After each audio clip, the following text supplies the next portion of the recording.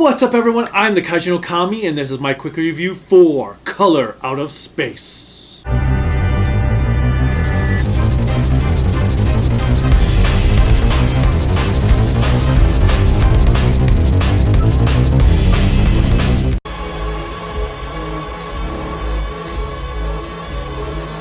West of Arkham, the hills rise wild, and there are valleys with deep woods that no axe has ever cut. There are dark, narrow glens where the trees slope frantically. Oh, sorry. You actually want to know about the movie, not the book. Yeah, as you probably could guess, Color Out of Space is the latest adaptation of an HP Lovecraft story. It's a 20-page book that has been extended into a near 2-hour movie starring Nicolas Cage and some other people, and I've seen worse HP Lovecraft adaptations. I've seen better, but like I said, I've seen worse. Okay, first of all, it's a complete bastardization of the story. The story itself is just basically, they're like, hey, we have this meteorite that causes colors. Cool, we're going to take that. We're going to give a few of the characters the names of these ones, but we're going to update their character names.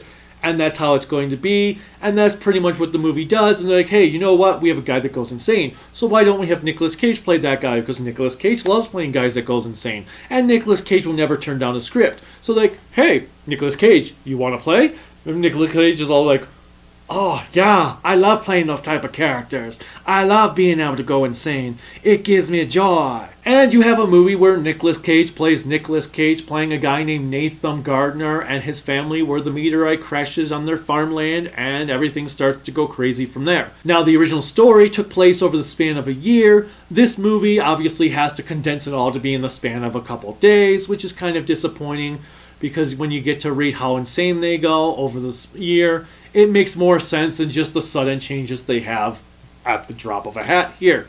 Still, you're probably saying, well, it's an adaptation, so you shouldn't compare it to the book. Well, fine, fair enough. However, this movie still doesn't have a lot of substance to go with it. Yeah, it's got some great scenes in it. There's some really cool scares. There's some really good practical effects. Some of the CGI, not so much. The music, really good. But for the most part, it's pretty much by the numbers of what you'd expect. You could be like, oh, that's going to happen there, and yeah, it does. And oh, that's going to happen there. Oh, and yes, that happens there. The movie doesn't try to bring anything new to the horror genre. It doesn't try to be anything different other than just being different from the book. I do feel like it was about 20 minutes too long. It probably would have been much better off as part of like some sort of TV anthology series, which I actually would love to see done with HP Lovecraft, like a series where they would just do like 1, 2, 3 stories in an hour segment of Lovecraft, depending on how long the actual book stories are.